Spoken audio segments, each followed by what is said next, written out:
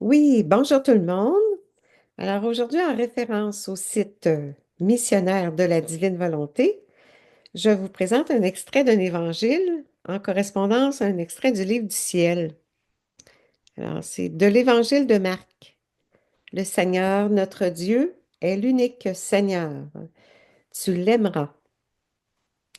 En ce temps-là, un scribe s'avança vers Jésus pour lui demander quel est le premier de tous les commandements. Jésus lui fit cette réponse. Voici le premier. Écoute Israël, le Seigneur notre Dieu est l'unique Seigneur. Tu aimeras le Seigneur ton Dieu de tout ton cœur, de toute ton âme, de tout ton esprit et de toute ta force. Et voici le second. Tu aimeras ton prochain comme toi-même. Il n'y a pas de commandement plus grand que ceux-là. Le scribe reprit. Fort bien, maître. Tu as dit vrai, Dieu est l'unique. Il n'y en a pas d'autre que lui. L'aimer de tout son cœur, de toute son intelligence, de toute sa force et aimer son prochain comme soi-même vaut mieux que toute offrande d'holocauste et de sacrifice. Jésus, voyant qu'il avait fait une remarque judicieuse, lui dit, Tu n'es pas loin du royaume de Dieu. Et personne n'osait plus l'interroger. En référence au livre du ciel, le tome 33, Aime-moi, aime-moi. Ah, dans quelle situation me place mon amour? Je suis tellement remplie d'amour que je ressens le besoin de l'exprimer par des œuvres, des souffrances, la lumière, des grâces surprenantes.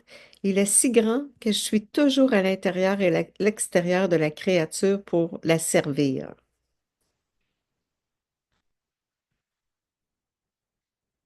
Je la sers avec la lumière dans le soleil pour continuer à répandre cet amour. Je la sers dans l'air pour qu'elle respire, avec l'eau pour étancher sa soif, avec les plantes pour la nourrir, avec le vent pour la caresser, avec le feu pour la réchauffer. Il n'y a rien dans la création ou dans la rédemption qui n'ait été fait par un amour incapable de se contenir et qui est sorti de moi pour se manifester aux créatures. Qui pourra te dire combien je souffre de ne pas être aimé, combien mon amour est torturé par l'ingratitude humaine? J'en arrive à prendre leur faute sur moi pour en souffrir comme si elle était mienne, à faire la pénitence qu'elles demandent, à prendre sur mes épaules tous leurs maux pour les changer en bienfaits. Je prends tout sur moi jusqu'à leur donner, dans mon humanité, le poste de membre très cher. Je trouve de nouvelles inventions d'amour pour leur faire sentir combien je les aime. Quelle douleur et quelle tristesse de voir que je ne suis pas aimée. Aussi, ma fille, aime-moi, aime-moi. C'est lorsque je suis aimée que mon amour trouve son repos et que ces tortures se changent en doux délassement. Alors, prions. Jésus, en lisant ta parole, les mots me manquent.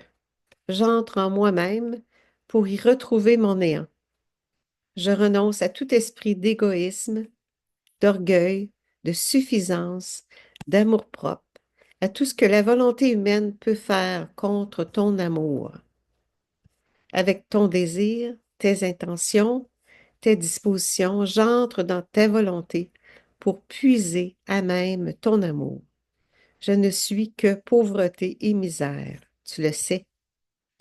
Comment pourrais-je t'aimer si ce n'est qu'avec ton amour?